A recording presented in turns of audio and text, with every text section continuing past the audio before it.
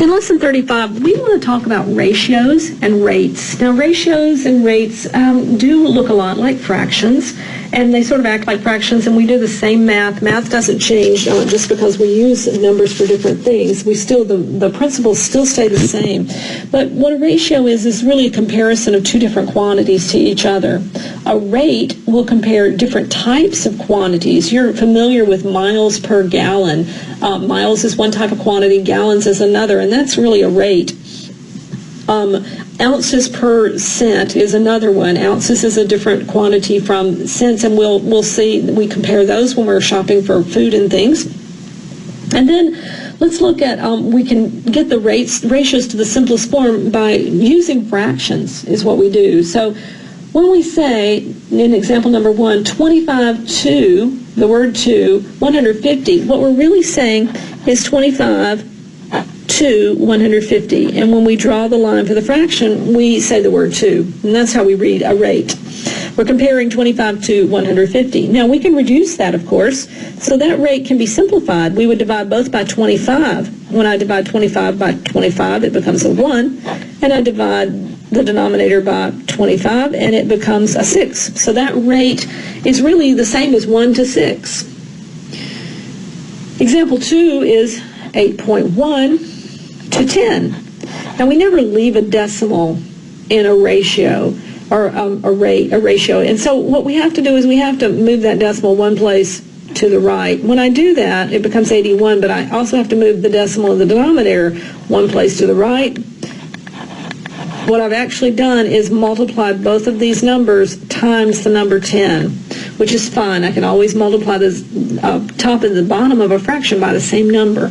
So my ratio is really 81 to 100 instead of 8.1 to 10. That's the way we would write it.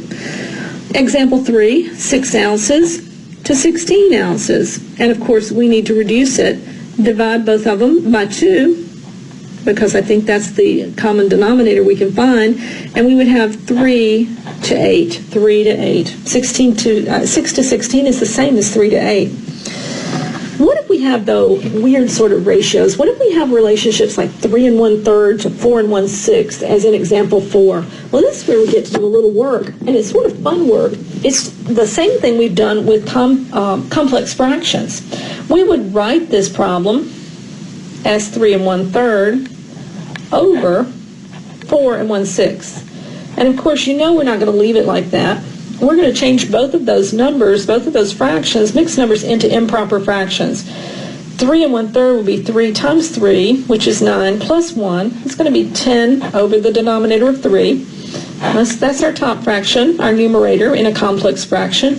And then 4 1/6 is going to be 4 times 6, 24 plus 1, or 25 sixths. Now, what do I know I can do now? With a complex fraction, it's really just numerator divided by denominator, right? So I can still keep simplifying this. I can say 10 thirds divided by 25 sixths. It's getting better. I don't ever divide fractions, right? I multiply by the opposite, the reciprocal. So let's change it. Now let's say down here 10 thirds times the opposite. Let's flip it. 6 over 25. Well, now when we multiply fractions, we can cross-reduce. So we still haven't finished simplifying. I can reduce these by dividing 6 and 3 by 3. I end up with 2 and 1. And 10 and 25 can both be divided by 5, 2 and 5. Now let's multiply numerators. 2 times 2 is 2, and 1 times 5 is 5. And my final fraction, 2/5. So 3 1/3 is to 4 1/6. It's the same as 2 to 5. That's the final reduced ratio. So all we did was everything we've ever done with complex fractions. Let's do it again for example number 5. If you feel comfortable, go ahead and stop the tape and work number 5 by yourself, and then check your work. First, I'm going to write the complex fraction, 3 1/3 to 12 1/4. Then I'm going to change both of those to improper fractions. 3 times 3 plus 1, 9 thirds. And the bottom fraction, 12 times 4 is 48, plus 1, 49 fourths.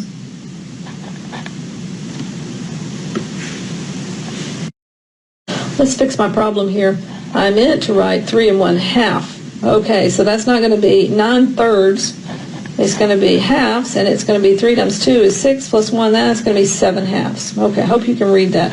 7/2. All right, let's change this into a division problem. 7/2 divided by 49/4. Now, we're going to turn that around. The first fraction stays the same. The second one flips, and we change it to multiplication.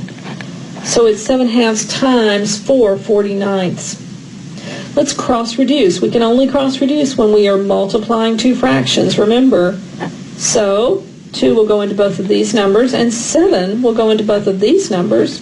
And then I can multiply numerators, 1 times 2, denominators, 1 times 7, and my final reduced ratio is 2/7, or 2 to 7. Now, why do we look at ratios? We look at things called unit rates to see which is the better buy. A unit rate is how much per one something. If I have 12 ounces for $2.29, and I want to know if that's a better buy than 8 ounces for $1.49, I have to actually find out how much it costs for 1 ounce. I can't really compare the 12 and the 8 in my head, but I can compare 1 ounce. So I'm going to take $2.29, and I'm going to divide it by those 12 ounces to find out how much it is per 1 ounce, how much 1 ounce cost. I'll place my decimal. I'll start doing the division. 12 goes into 22 one time. And when I subtract, I see I have 109. Well, that would be 9 times 12 would be 108. And then I could keep on going, but do I need to? So it's really 19 cents per ounce, the first one. Let's see what the 8 ounces is. I've got $1.49, and I'm going to divide that by 8 ounces. This will give me how much it is per 1 ounce. Well, 8 will go into 14 one time. I'm going to subtract, bring down, and 8 will go into the 69. Well, it's going to go 8 times. So already I have a different digit, don't I? I have 18 cents for the 8 ounces. I have 19 cents for the 12 ounces. The 8 ounce is the better buy.